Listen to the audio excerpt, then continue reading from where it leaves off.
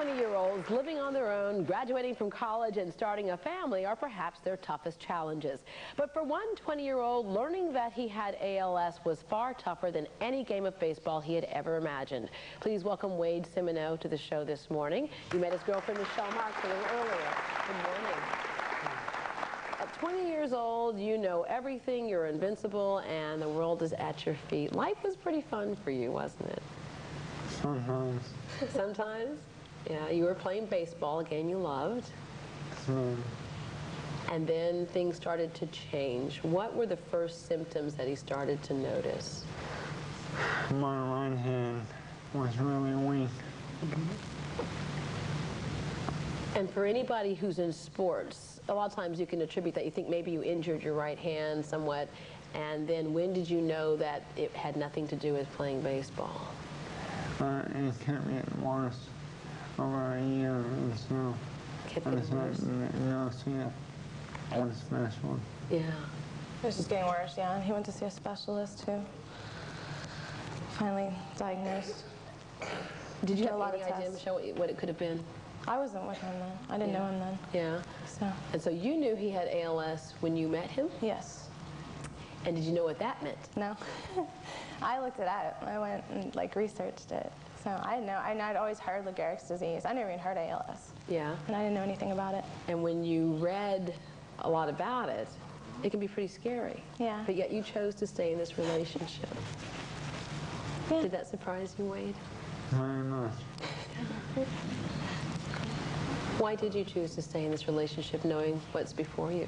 Because Wade, like I said earlier, I mean, from the minute I met him, he's like the funniest person in the world. And he's still himself. He's not any different. Yeah. You know, he's still Wade. Doesn't change anything. And you, like our first guest this morning, are not going to let this stop you from doing the thing that you love. No, ma'am. And that is baseball. You don't have to call me ma'am because it makes me feel so old. Debra's just fine. but you can't play baseball right now, but you have passed on your love of baseball and your gift to other kids. What are you doing now to still stay in the game?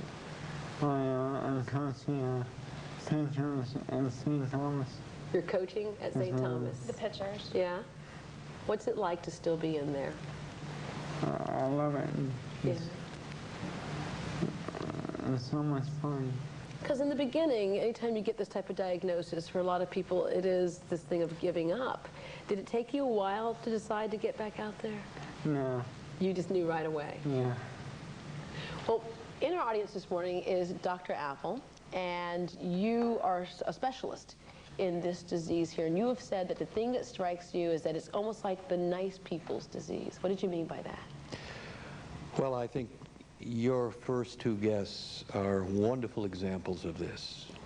Mike Tennis, Wade Simoneaux are just the nicest people in the world.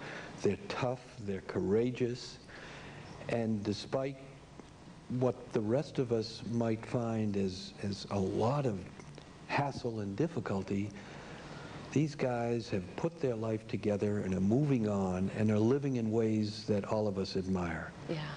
And that's what we mean by a nice guy's disease. Yeah, and thankfully they've lived beyond the years that a lot of medical experts had predicted. We want to talk to you a little bit later on in the show about what causes this disease, who gets it, is it getting better in terms of treatment, and can people expect to live a little bit longer?